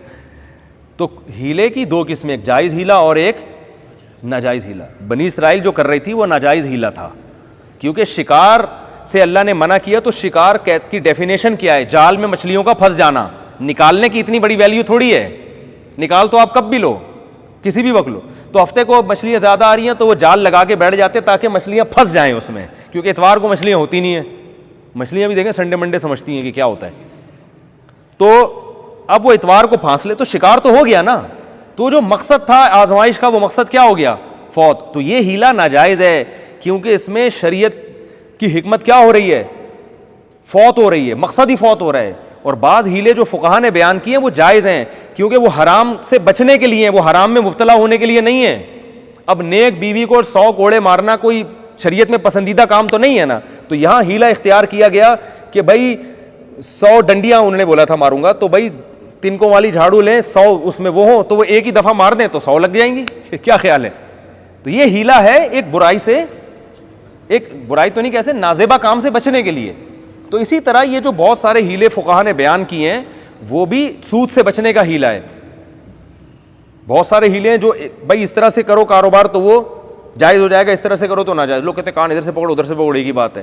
तो ये तो हराम हीला है, वो हराम हीला नहीं है। इस तरह से करोगे तो वो सूद रहेगा नहीं, वो बिजनेस बन जाएगा। और ये हीले तो नबी सल्लल्लाहु अलैहि वसल्लम ने बताया, हज़रत बिलाल को बताया, मशहूर हदीस है, मैं अभी ज़्यादा डिटेल में नहीं जाऊँगा। उन्होंने एक कारोबार किया था, वो आपने फरमाया सूद है, इसको इस तरह से करो, हालांकि रिजल्ट एक ही निकल रहा था। तो ये फुक़हा का काम होता है, उलमा का काम होता है कि वो बताएं कौन सा हीला जायज़ है और कौन सा नाजायज़ है। इसी तरह ये हलाले का जो हीला है इसको भी अलग तलाक हराम कहते हैं, हालांकि ये भी गलत है। 3 तलाक़ें किसी मर्द ने दे दी, औरत ने इद्दत गुजारी, इद्दत गुजारने के बाद औरत ने किसी मर्द से शादी की और बग़ैर किसी एग्रीमेंट के, ज़बान से एग्रीमेंट नहीं हुआ, निकाह किया। अब मुझे एक बात बताओ, ये लोग कहते हैं हलाला बेगैरती है और हलाले पर लानत है, हलाला बेगैरती है। कौन से स्टेप में बेगैरती हो रही है, मुझे ये बताओ ज़रा। प्री प्लान हो, पहले से एग्रीमेंट करके हो, फिर तो है बेगैरती। लेकिन कुरान ने भी तो हलाले का तस्करा किया ना। अल्लाह ने फरमाया अगर 3 तलाक़ें देने के बाद, एक साहब कहने लगे हनफी लोग 3 तलाक़ों को 3 कह के जो है ना हलाले का रास्ता खोलते हैं। मैंने कहा ये हमने नहीं, ये कुरान ने खोला है। अगर हलाले, कुरान ने कहा 3 तलाक़ें कितनी होती हैं, 3, और 3 तलाक़ों के बाद कुरान ने कहा कि औरत इद्दत गुजारेगी और उसके बाद औरत फला क्या है कि फ़इन तल्लक़हा फ़ला तहिल्लु लहू मिन बादु हत्ता तनकिहा ज़ौजन गैरा। कुरान के अल्फाज देखो, मर्द ने अगर तीसरी तलाक दे दी तो ये औरत इस मर्द के लिए हलाल नहीं है जब तक कि किसी दूसरे मर्द से निकाह ना कर ले। तो कुरान तो खुद रास्ता बता रहा है कि जब तक किसी दूसरे मर्द से निकाह ना कर ले पहले के लिए हलाल नहीं है। साफ पता चल गया, अगर कर ले तो फिर पहले के लिए क्या है, हलाल है। आप इसको बेगैरती कैसे कह सकते हो भाई? तो कुरान ने कहा अगर दूसरे मर्द से निकाह करे और वो तलाक दे दे। अब कुरान ने तो ये नहीं कहा कि उसी सेकंड में तलाक दे दे, 1 दिन बाद दे दे, 6 महीने बाद दे दे। हदीस से पता चलता है हम बिस्तरी के बाद दे। सहाबिया रसूलुल्लाह सल्लल्लाहु अलैहि वसल्लम के पास आई कि मेरे मियाँ मुझसे हम बिस्तरी नहीं कर सकते, मैं तो पहले शौहर के पास जाना चाहती हूँ। जब मैंने रात गुजारी, 1 रात गुजारी थी और उनके यहाँ वो नामर्द हैं, वो हम बिस्तरी नहीं कर सकते, मैं तो पहले मियाँ के पास जाना चाहती हूँ, तो मैं जा सकती हूँ। मतलब उन सहाबिया को इतराज़ ही ये हुआ था कि भाई कुरान ने बयान किया है कि दूसरे मर्द से निकाह किए बगैर आप पहले के पास नहीं जा सकती। तो सहाबियाँ आई, उन्होंने अर्ज़ किया या रसूलल्लाह दूसरे मर्द से निकाह तो हो गया है, लेकिन कन्फ्यूजन ये है कि हम बिस्तरी नहीं हो पा रही, तो क्या मैं पहले के पास जा सकती हूँ? आपने ये तो नहीं फरमाया, तो बड़ी बेगैरती है, पहले के पास जा रही हो हैं, ये तो हलाला कर रही हो। इसका मतलब तुम क्या कर रही हो, हलाला कर रही हो। कुछ भी नहीं, कोई तंबी नहीं की। फरमाया नहीं जा सकती जब तक कि वो हम बिस्तरी ना कर ले। नहीं आ रही बात समझ में? मतलब यह था कि अगर आपके शौहर हम बिस्तरी करके आपको तलाक दे दें तो फिर पहले के पास, बोलो ना भाई, साफ इस हदीस का यह मतलब है या नहीं है कि भाई जब तक हम बिस्तरी नहीं कर लेते इलाज करके या किसी भी तरीके से, वो कह रही या रसूल अल्लाह मैं पहले शौहर से निकाह कर सकती हूं। आपने फरमाया ला हत्ता तज़ूक़ी, हदीस के अल्फाज देखो, हत्ता तज़ूक़ी उसैलतहु व यज़ूक़ा उसैलतकी, जब तक वो तुमसे जिमा नहीं कर लेते और तुम उनसे हम बिस्तरी नहीं कर लेती उस वक्त तक तुम पहले के लिए हलाल नहीं हो। ये अल्फाज हैं। क्या मतलब? साफ पता चल रहा है अगर ये काम हो जाता है तो पहले के लिए क्या हो जाती हो, हलाल हो जाती है। साफ हदीस में है। तो यहां भी यही है, एक नजरिया पहले गढ़ा जाता है, ठीक है ना, फुकाहा को मलामत की जाती है ये सारे गलत थे, जितने फुकाहा सदियों में पैदा हुए किताबों में सब गलत थे। हम हैं कुरान और हदीस को समझने वाले, और बेवकूफ़ अवाम को खुद चूंकि कुरान और हदीस आता नहीं है तो वो बैठ के कहते हर बात हदीस के हवाले के साथ। जिस हदीस का हवाला दे रहे हैं उस हदीस का मतलब भी नहीं समझ रहे होते, ठीक है ना, उस हदीस से खुद इनकी मुखालफत हो रही होती है। तो ये जो हदीस में आता है ना कि नबी सल्लल्लाहु अलैहि वसल्लम ने फरमाया, वो सहाबी आई नबी के पास, या रसूलल्लाह मेरे शौहर ने 3 तलाक़ें दी थी, मैंने किसी मर्द से निकाह किया है, वो मर्द हम बिस्तरी नहीं कर पा रहे, और क्या मैं पहले के पास जा सकती हूँ? आपने फरमाया नहीं जा सकती जब तक कि ये हम बिस्तरी ना कर लें, तो फिर तलाक लेके जा सकती। इससे ये भी पता चल रहा है वो खातून, इसमें इशारा भी मिल रहा है कि वो खातून जाना चाहती थी पहले मियाँ के पास, लेकिन वो मजबूर थी कि जिमा नहीं हुआ, पता नहीं मैं पहले के पास जा भी सकती हूँ कि नहीं जा सकती। तो और वो हदीस में जो लानत आई है कि लाअनल्लाहुल मुहल्लिल वल मुहल्लल लहू, उसका मतलब साफ, जब दोनों तरह के दलाइल को जमा करेंगे तो साफ पता चलता है कि एक हलाला हराम है और एक क्या है, जायज़ है। तो हराम और हलाल में फ़र्क क्या? एग्रीमेंट होने का। पहले से एग्रीमेंट किया किसी मर्द से कि तुम मुझसे शादी करो और इस शर्त के साथ कि तुमने मुझे लाजमी छोड़ना है, तो ये एग्रीमेंट हराम है। लेकिन अगर ये एग्रीमेंट ना हो तो फिर किसी स्टेप पे ना कोई बेगैरती है ना कोई हराम काम है। क्यों नहीं है? इसलिए कि जब पहले मर्द ने 3 तलाक़ें दे दी, इस औरत ने उसकी इद्दत पूरी कर ली, तो इस औरत का उस मर्द से कोई ताल्लुक नहीं है। ये पता है क्या कहते हैं, एक आदमी की बीवी को दूसरे के घर से घुमा के लाया जा रहा है, उसकी बीवी है ही नहीं, वो है भाई, उसकी बीवी है ही नहीं। अब जब इद्दत पूरी हो गई, इस औरत का उससे कोई रिश्ता नहीं है, इस मर्द के अलावा दुनिया में किसी भी मुसलमान मर्द से शादी करती है, गैरत के खिलाफ होगा ये काम? बोलो भाई। कर ली इसने शादी। अब शादी करने के बाद शरीयत में तलाक का मुतालबा पसंदीदा काम नहीं है, लेकिन अगर कोई रीजन हो तो तलाक का मुतालबा जायज है, अगले दिन भी जायज है, 20 साल के बाद भी जायज है। मुतालबा, मर्द पे तलाक वाजिब नहीं है, लेकिन औरत के पास माकूल रीजन हो तो वो तलाक का मुतालबा कर सकती है। बुखारी की हदीस है, जमीला बिनते साबित नबी के पास आई, या रसूलल्लाह मेरा निकाह हो गया, मुझे शौहर शक्ल के लिहाज से बिल्कुल भी पसंद नहीं है, मैं तलाक का मुतालबा करती हूं। आपने ये फरमाया एक रात गुजरी है, तलाक का मुतालबा? भाई एक रात गुजरी है, लेकिन मुझे नहीं समझ में आ रहे वो। आपने उनके मियाँ को बुलाया, भाई मेहर लेके तलाक दे दो। अगर वो राजी ना होते मियाँ, तो आप कहते भाई मैं एक मशवरा दे रहा हूं, लेकिन ये नहीं मान रहे, अब तुम्हें गुजारा करना है। लेकिन वो मान गए, उन्होंने कहा जब नहीं रहना चाहती तो मेरा मेहर वापस करो, तलाक दे दी उनको। तो ये बेगैरती थी माज़अल्लाह। और नबी, अगर ये गैरत के खिलाफ काम था तो नबी रहनुमाई करेंगे। तो जैसे एक शौहर की शक्ल पसंद नहीं आ रही, तलाक का मुतालबा किया, तो औरत का जब निकाह हो गया, शौहर ने बिस्तरी कर ली, अब औरत को पुराना मर्द याद आ रहा है, उसको एहसास हो गया भाई मेरे वहां बच्चे हैं, मैं आपके साथ गुजारा नहीं कर सकती, वो कहेगा फिर उसी से निकाह करती। भाई शरीयत में उससे निकाह मेरे लिए हराम था। तो अब औरत को राइट है कि वो इस बेस पे भी तलाक का मुतालबा कर सकती है, छोड़ दें तो नवाजिश होगी, नहीं छोड़ते तो जबरदस्ती। बोलते क्यों नहीं छोड़ते तो भाई जबरदस्ती नहीं कर सकती, आपकी बीवी हो, फिर उसको गुजारा करना पड़ेगा। फिर ये नहीं कि हर वक्त तलाक तलाक मुसल्लत करके रहे, भाई मैं गुजारा करूंगी, लेकिन छोड़ दें तो नवाजिश होगी, मेरे बच्चे हैं, आप सोतेले बाप हो, बच्चे डिवाइड हो रहे हैं। आप ये कह सकते हैं फिर ये ऐसा काम किया क्योंकि उसने तलाक दी। तो वो तो जब भी कोई तलाक देता कोई ना कोई ऐसा काम करता है तो ही होती है ना। तो शरीयत ने दूसरे मर्द को लाया इसलिए कि अब इसको कंपेयर करने में आसानी होगी, भाई ये भी है वो भी है, ठीक है ना। देख लो, जो गुजारा नहीं करने वाली होती भी किसी के साथ नहीं गुजारा करती, तो उसको एहसास हो जाएगा कि अब सोच लो तुम्हें नया मर्द मिल गया, जिंदगी गुजारो इसके साथ। लेकिन अगर फिर भी तलाक का मुतालबा कर रही है, इसका मतलब गलती किसकी थी? औरत की थी। उसको अब पुराना मियाँ अच्छा लग रहा है, और इस बात का भी इम्कान है अब दोबारा वहां शादी करेगी तो दोबारा तलाक की नौबत नहीं आएगी, इसको भी गलती का एहसास। और वो भी शादी अगर दोबारा करता है, इसका मतलब वो भी तलाक दे के खुश, बोलो ना भाई, नहीं है, वो भी खुश नहीं है। वरना उस पर भी पाबंदी नहीं है कि वो शादी करे। वो कहे भाई तू वहां से तलाक लेते है, मुझसे तो पूछ के मैं करूंगा, भी तुझसे शादी नहीं करूंगा, उसको भी इख्तियार है। अब देखो दोबारा से मैं ये जो कहते हैं ना बेगैरती है, तो कौन से स्टेप से बेगैरती है मुझे वहीं पकड़ लेना। मुफ्ती साहब यहां से बेगैरती शुरू हो रही है। ये जो हमारे बाज़ अहले हदीस हज़रत, सब नहीं, बाज़ अहले हदीस कहते हैं ये हलाला बेगैरती है। तो जहां से बेगैरती वाला काम शुरू हो, मुझे आपने वहीं कुरान और सुन्नत की रोशनी में वहीं पे क्या कर लेना है, पकड़ लेना। मुझसे यहां से बेगैरती शुरू। तो 3 तलाक के बाद इद्दत पूरी हुई, एक औरत का अब उस मर्द से कोई रिश्ता नहीं है। अब वो दुनिया में किसी भी मर्द से निकाह करे, बेगैरती है।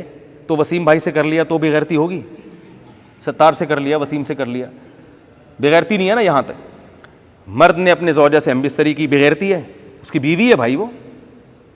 औरत ने तलाक का मुतालबा किया इस बेस पे कि मेरे पहले शौहर से बच्चे हैं, और औरत को उम्मीद है कि शायद वो दोबारा मुझसे शादी कर लेगा, ये बेगैरती है। शक्ल की बेस पे जब जायज़ है मुतालबा, तो बच्चों की बेस पे क्यों जायज़ नहीं है? शौहर ने नहीं दी तलाक, ठीक है नहीं दी, लेकिन अगर दे दी, उसने कहा यार छोड़ो, जब नहीं रहना चाहती, तो जो औरत नहीं रहना चाहती उसे कौन रखता है, इसने तलाक दे दी, इसकी इद्दत भी पूरी हो गई, बेगैरती है? बोलो भाई।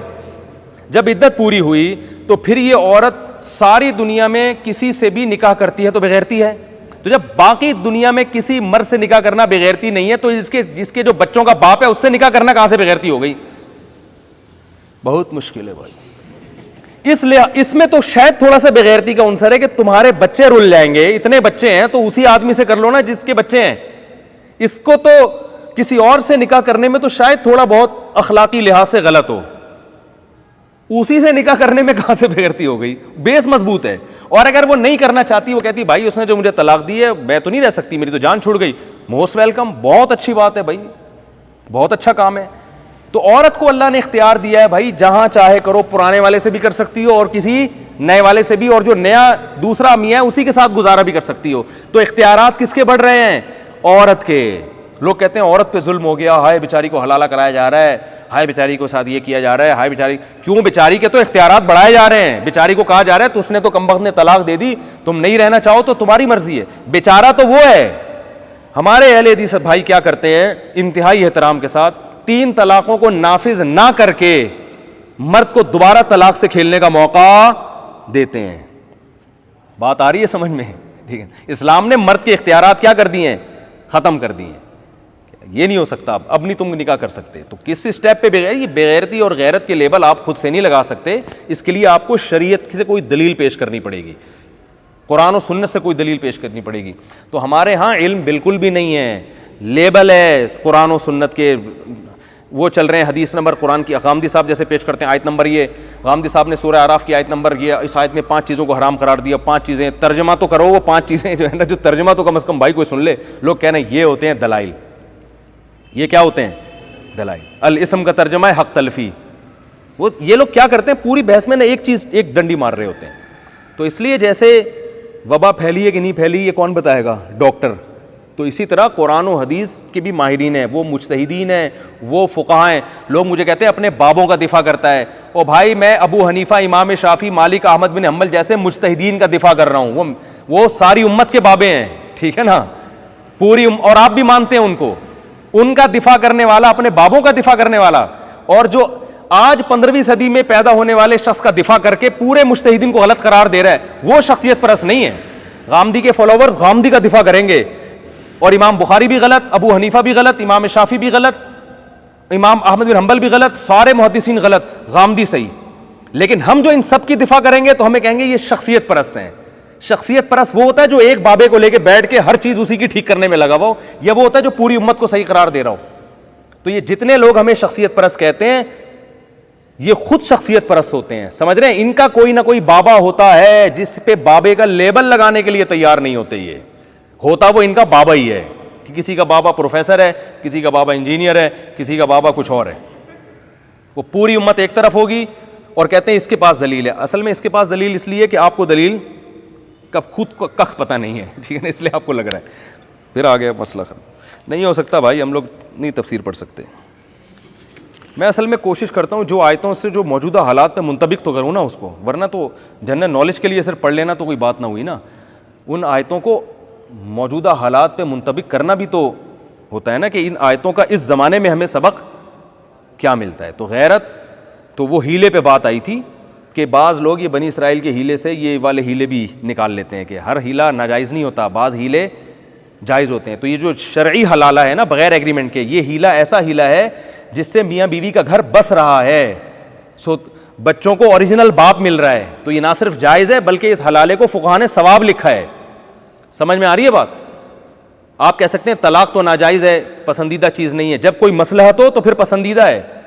भाई दूसरे मियाँ से औरत तलाक लेगी ना तो आप कहेंगे तलाक तो इस्लाम में पसंदीदा नहीं, हदीस में आता है अल्लाह को बहुत नापसंद है। जब कोई मसलहत ना हो, मसलहत हो तो फिर पसंदीदा है। ये तो मसलहत थी ना, उन साहबियों को मियाँ पसंद नहीं आ रहे थे, भाई गुजारा नहीं हो सकता, इतना डिफरेंस था, तो मसलहत थी कि अलग कर दिया जाए। इसी तरह अब्दुर्रहमान इब्न औफ रज़ी अल्लाह ताला अन्हु मदीना आए, कोई रिश्ता नहीं मिल रहा था। एक साहबी ने कहा कि आप अजनबी हैं, कौन रिश्ता देगा यहाँ आपको? मेरी 2 बीवियाँ, मैं एक को तलाक देता हूँ, आप उससे निकाह कर लें। तो ये गैरत के खिलाफ था। उनको पता था भाई अजनबी हैं, कौन रिश्ता देगा, बेचारे जवान आदमी हैं, इंसान में शहवतें भी होती हैं, तो मैं एक ज़ौजा को डिवोर्स दे देता हूँ, वो इद्दत के बाद इनसे निकाह कर लेंगी। तो ये गैरत के खिलाफ काम किया। बोलो भाई, आपको लगेगा लेकिन हकीकत में नहीं है। अब्दुर्रहमान इब्न औफ आए थे ना हिजरत करके, तो एक अंसार साहबी ने कहा था मेरी 2 बीवियाँ हैं, आपकी एक भी नहीं है, तो मैं एक को तलाक देता हूँ। ज़ाहिर अपनी बीवी से पूछा ही होगा ना कि भाई उससे निकाह कर लो। बाज़ दफ़ा मियाँ बीवी में इतना मुआशका होता है कि औरत राज़ी नहीं होती, तो बहुत अच्छी बात है। अगर किसी मियाँ बीवी में इतना इश्क है, वो कहें नहीं मैं आपके चरणों में ही बैठी रहूँगी, मैं नहीं जा सकती, फिर ना दें उसको तलाक, ठीक है ना। बाज़ दफ़ा औरत का वाजिबी ताल्लुक़ होता है, वो वाजिबी होता है कि भाई ठीक है आप भी मियाँ हैं, हम भी बीवी हैं, ज़िंदगी गुजार रहे हैं, तो मर्ज़ी है, छोड़ दे तो कहीं और कर लूँगी, नहीं तो उनका ज़ाती मामला है ना भाई। ये गैरत के फ़ैसले मियाँ बीवी खुद करेंगे। बीवी अगर एकदम जज्बात में आ जाती है, नहीं ये कैसी बात, इसका मतलब ये छोड़ने के लायक, बोलो भाई नहीं, ये छोड़ने के लायक नहीं है। छोड़ो, एक बड़े बड़े दिलचस्प वाक़यात आ रहे हैं, बस मैं जल्दी से ये पारा मुकम्मल कर लूँ। ये नहीं हो सकता भाई। बस वमा अलैना इल्लल बलाग।